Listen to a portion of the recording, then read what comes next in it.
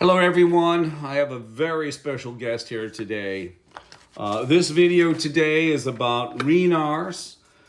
Michael O'Leary says new Boeing management continues to disappoint. QA expert Daryl Guberman agrees.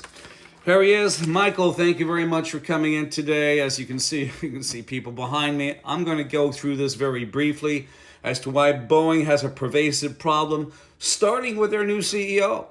Their new CEO was the CEO, and I'm sure you know, he was the CEO of Collins Aerospace, and they were the ones who basically designed, manufactured, and implemented the MCAS system for Boeing. So during his leadership phase, the MCAS system was manufactured and implemented. And you look at this, Michael, and you say, whoa, what is going on here? I'm going to show you what goes on.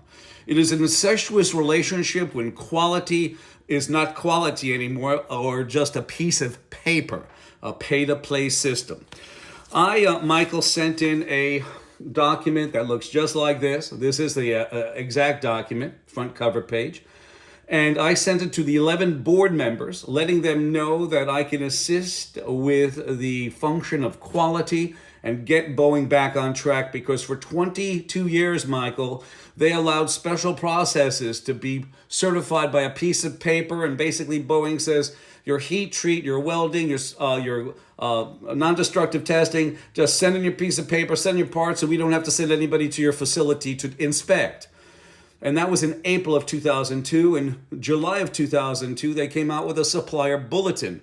And in the context of that bulletin, Michael, it stated that if you are AS9100 certified for aerospace, please send in your aerospace cert as long as it's ANSI ANAB accredited, and send in your parts.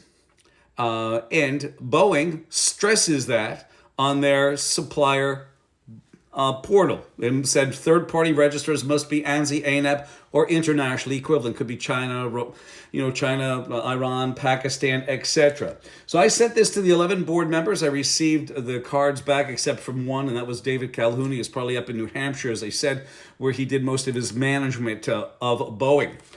You'll also find out that on Boeing's, on the ANSI ANAB's webpage here, and I apologize, it's backwards. I apologize for that. I didn't fix the camera.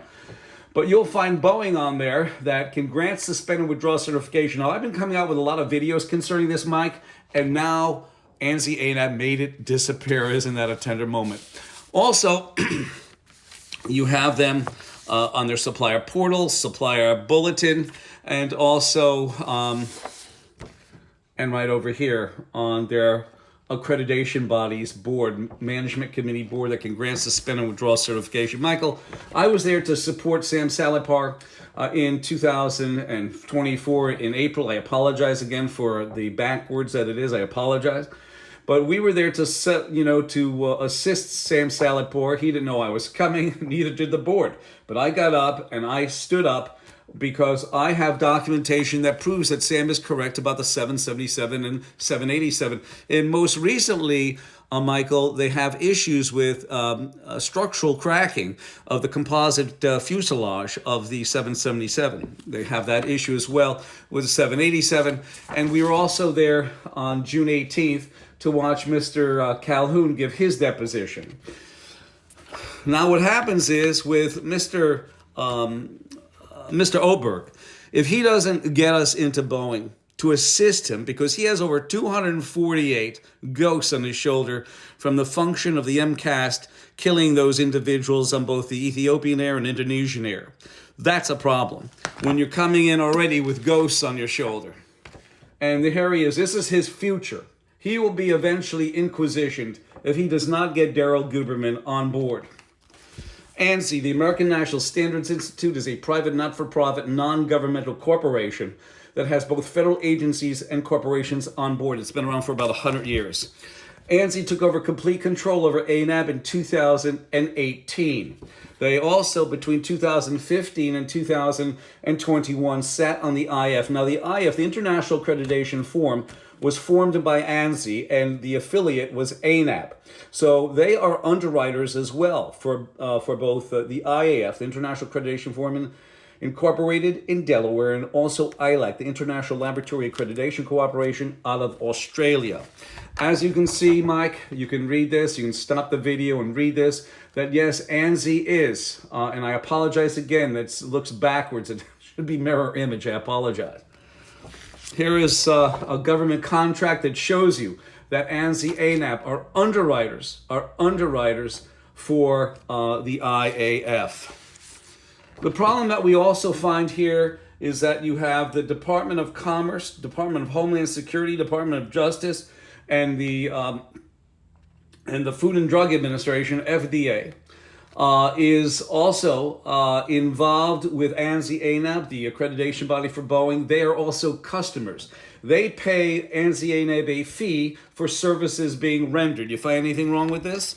In 2009, Mike, this is a problem, that Boeing was made an FAA regulator. They did not, and I repeat, they did not have to tell anyone about the implementation of the MCAS system or new aircraft designs or testing.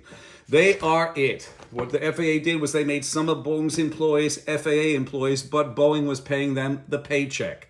You can stop and read this. The first sentence is the FAA increased authority of Boeing's commercial airplanes division to self-certify its own aircraft. In 2019, after those two crashes, Mike, of the Ethiopian Air and Indonesian Air, the FAA spokesman came out and said the FAA has never allowed companies to police themselves or self-certify their aircraft. Now, who's lying to us? You also have the factor, and here you go, you have the DOJ, the DHS, the FAA, and Boeing all sitting on ANSI ANAP's board. ANSI ANAP, the accreditation body of Boeing. And you have the DHS, the DOJ, all are paying a fee of membership, but they're also paying for business transactions from the ANSI ANAP. They are customers of ANSI ANAP, the DOJ and DHS. You also have the factor that you have Mr. Robert Kelly Oberg, the new CEO, bringing 248 souls with him. And that is not good luck for any leader to have on their shoulders, trying to make for a company to turn it around. You have also this. This is actually the flow chart of disaster from 2001 when you had 9/11 happen. Boeing was going to have, I think, 530 aircraft they were going to build. They got to cut down to 400 aircraft. They were going to have a 20 to 30,000 employee layoff. You have 2002, as I said, NADCAP over here for special processes. Then in 2002, again in July, you have the supplier bulletin of Boeing saying that if you are AS9100 certified, as long as you're ANSI ANAP accredited, send in your cert and send in your parts, just like with NADCAP. Then you have 2009, the FAA granted authority to Boeing to be a FAA regulator. They did not have to say it. Right now you have the DOJ saying that Boeing lied to the FAA, when the DOJ is not only just a member, Mike, of the ANSI ANAP. They're not just the member. They are also a customer of them, buying for a service, some sort of service that ANSI ANAP gives to them. Just like the Department of Homeland Security, where I stood up and I was commenting and basically letting the board know, letting the committee know that Sam Salapar is telling the truth about the 777, 787. If they do not get me, Mike, you're going to be crying about the aircraft deliveries because it's not going to get done. It won't get done because Robert brings with him 348 people's souls. And do you think that they're going to allow Michael success? No. It's going to be failure. 203-556-1493 or Daryl, TQRS, @yahoo.com. I thank you.